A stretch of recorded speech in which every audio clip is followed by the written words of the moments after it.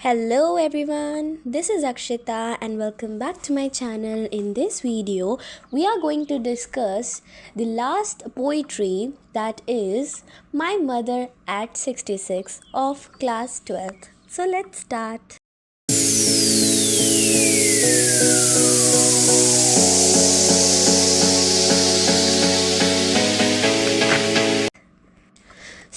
इस पोएम को लिखा है कमला दास ने, जिसमें वो अपना एक रिलेशन दिखा रही हैं अपनी मदर के साथ, जो कि विद एज ओल्ड हो रही हैं। एंड वो यहाँ पे दिखा रही हैं कि उनको कैसा हेल्पलेस फील हो रहा है कि उनकी मदर का जो ग्लो है और जो भी उनके अंदर एक एनर्जी है वो धीरे धीरे फेड आउट होती जा रही है एंड वो एज कर रही हैं एंड एक दिन उनका और उनकी मदर का सेपरेशन हो जाएगा। तो उसी सारे इमोशंस को वो यहाँ पर कन्वे करने की कोशिश कर रही हैं। मैं हूँ कमला दास और मेरे साथ ये वाला इंसिडेंट जहाँ पर मैंने इतनी सारी चीज़ें एक साथ फ़ील की, वो तब हुई जब मैं कोचिन से अपने पेरेंट्स के घर पर वापस आ रही थी और मेरे साइड में कार में मेरी मॉम बैठी थी। मैं उनको बस देखे ही जा रही थी कि कैसे वो कितनी ओल्ड दिख रही हैं। उनका वो जो यूथफुल एनर्जेटिक नेचर था वो कैसे धीरे धीरे ख़त्म होता जा रहा है। जब वो सो गई रास्ते में तो उनका थोड़ा सा माउथ भी ओपन था और उनके फेस पर वो ग्लो ही नहीं था जो यंग पीपल के फेस पर जनरली देखा जाता है। उनका फेस बिल्कुल ऐसा था जैसे कि वो एशन हो गया हो। ये सारी चीज़ें सोच सोच कर मुझे बहुत हैवी फील होने लगा।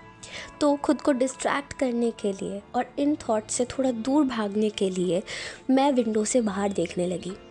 और जैसे ही मैंने बाहर देखा तो मैंने ये महसूस किया कि जो आउटसाइड वर्ल्ड है वो मेरे जो अभी मैं थॉट्स और ऑब्जर्वेशंस को महसूस कर रही थी उनसे कितना कंट्रास्टिंग है।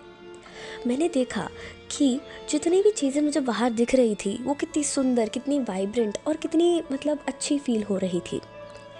मैंने देखा कि बाहर विंडो के बहुत ही सुंदर सुंदर यंग ट्रीज़ थे। वो बिल्कुल ऐसे लग रहे थे जैसे वो किसी स्प्रिंट में हो, क्योंकि कार बहुत तेज़ चल रही थी और वो बहुत तेज़ी से पीछे जा रहे थे। मैंने देखा कि वहाँ पर बहुत सारे बच्चे अपने घरों के बाहर खेल रहे थे, मस्ती कर रहे थे। वो कितनी खुशी में थे, कितनी एनर्जी उनके अंदर थी। बिल्कुल उसके ऑपोजिट जो कि मैंने अभी फील किया अपनी मदर को देखकर। जब एयरपोर्ट पर मैं सिक्योरिटी चेक करवा रही थी तो तब मैंने अपनी मॉम की तरफ दोबारा देखा। उनका फेस बिल्कुल कलरलेस और पेल लग रहा था। ऐसा लग रहा था जैसे मैं लेट विंटर्स मून को देख रही हूँ, जो कि बिल्कुल हेज़ी और डिम है। मुझे ऐसा महसूस हो रहा था कि मैं अपने बचपन के डर को कितनी पास से देख रही हूँ। वही डर जो मुझे बहुत बार रात को सोने भी नहीं देता था, और वो डर था मेरी मॉम को लूज़ करने का डर, उनको खोने का डर। मुझे ऐसा लग रहा था जैसे मैं अपनी मॉम को अकेला छोड़कर कितना गलत कर रही हूँ। मुझे बहुत सैड और हेल्पलेस फील हो रहा था। एक अजीब सा दर्द महसूस हो रहा था। ऐसा लग रहा था कि मेरी मदर का एंड पास आ रहा है और शायद मैं उसे रोक भी नहीं सकती।